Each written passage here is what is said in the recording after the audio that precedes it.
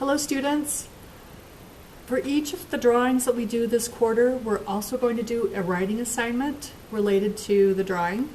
This video is to help you figure out how to write about the journal entry if you feel like you need it. Okay, so the first thing you'll see on the list is visual journal prompt. And what this is asking you is, what was the original prompt that you were working from? So mine was a creative drawing of kitchen utensils. Now, if you chose to come up with some other prompt besides what was on the list, that's okay. You can just list it here. I don't really care if you find another prompt that works better for you. Okay, next up it says, I used blank to symbolize blank. So with this one, I want you to think about how objects, things in your picture, can symbolize ideas. So here I have kitchen utensils. So I could put, I used utensils to symbolize my frustration with doing dishes.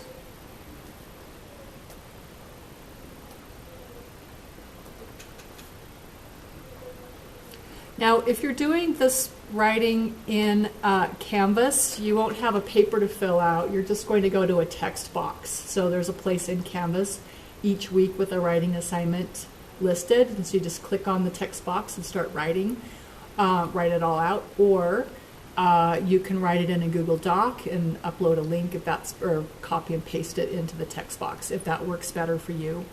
Okay, the next part is thinking about art elements and design principles. So you want to have your notes handy. If you don't have your notes with you, I do have a page in Canvas called Elements, Principles, and Composition, and it has cheat sheets that you can look at. So with the elements, I'm going to look at which one of these seems like it fits the best with here, with what I've drawn. And I really think that for this particular drawing, form is important because I built these forms out of the utensils. So I'm going to talk about form. That's a three-dimensional shape. So I use the art element of form. And then I want to think about what kind of design principle is that form creating. And as I look at the forms, they're kind of moving back and forth. So I feel like this is creating the design principle. And again, you want to look at your notes if you're not sure, but look at the notes we've taken on design principles. And you don't have a lot to choose from right now, but we will have more coming. And I'm going to choose movement. So to create the design principle of movement. Okay, so for the person reading this, they'll want to know why, how is this happening? So this is where I'm writing my example. So for example, in my drawing, you can see utensil forms. Let's see, utensil forms are angling and overlapping each other to create movement. Now as I look at this, I also want to describe the movement, so I'm going to say it's kind of swinging back and forth from top to bottom. So utensil forms are angling and overlapping to create movement, comma, back and forth from top to bottom.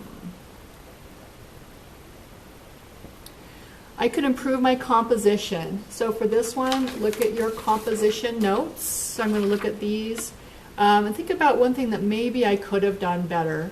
We're thinking about the placement. So composition is where you're placing things. I think I did a good job of overlapping and drawing big, not having an empty middle. So I've done all of these well.